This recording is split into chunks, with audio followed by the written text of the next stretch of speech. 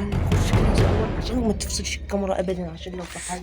تمام تمام. اللي بيحصل ده ان احنا شفنا ده بكام. قال يا عم بطني وجعتنا ما عادش قادر جسمي تراش، ما ينفعش كده، احنا بالليل هكملك مش بالنهار. وريني اخركم، مستنيكم في المنطقه المهجوره اللي كنتوا بتصوروا فيها زمان.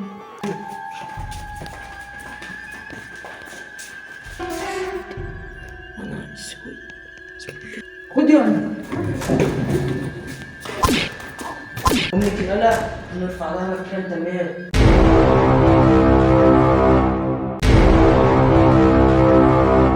طيب يا جماعة، زي ما انتوا شفتوا الشخص المجهول كان عايزنا نروح له وسط الأراضي المهجورة، وفعلا أنا قررت أنزل في نفس الوقت وأروح له، ولكن اللي حصل كان صدمة.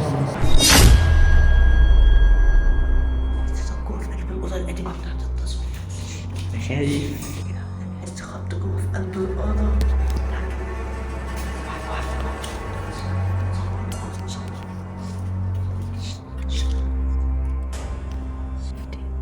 أنا أسود.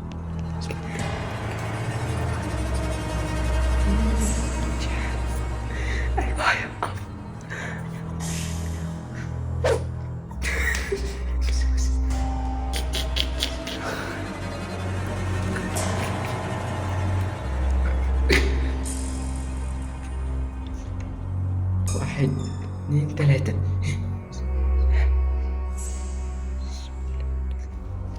خد يلا.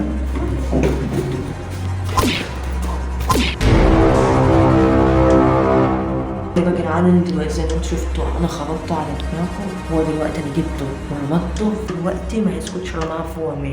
لا انت رد عليا يا راجل، انا زعلت في دماغك. يلا لا امك يلا نرفع لها مكان تمام. ولا انت اللي جابك هنا يالا دلوقتي؟ ولا فوق يلا خد تعالى، انت اللي جايبك هنا.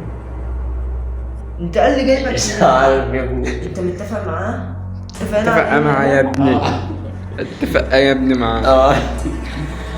هو اللي متفق مش انا. هو انتوا بقى بتهزر بقى يا جدعان بقى مسيئين الكلام بقى. لا بقى يا عم لما امسككم وقتي وجزعونا هيعقوا على في قلب الأوضة. ماشي نعم، مسك الكاميرا، عايز تضرب بالكاميرا هتتكسر.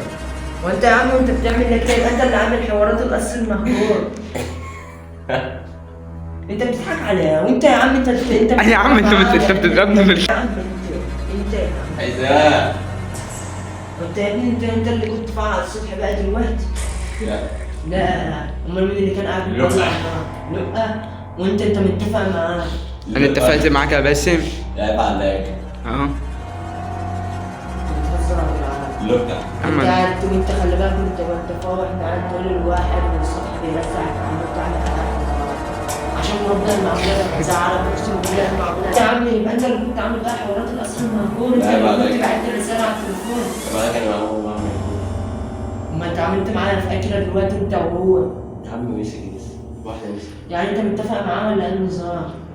نقلنا نعمل ايه؟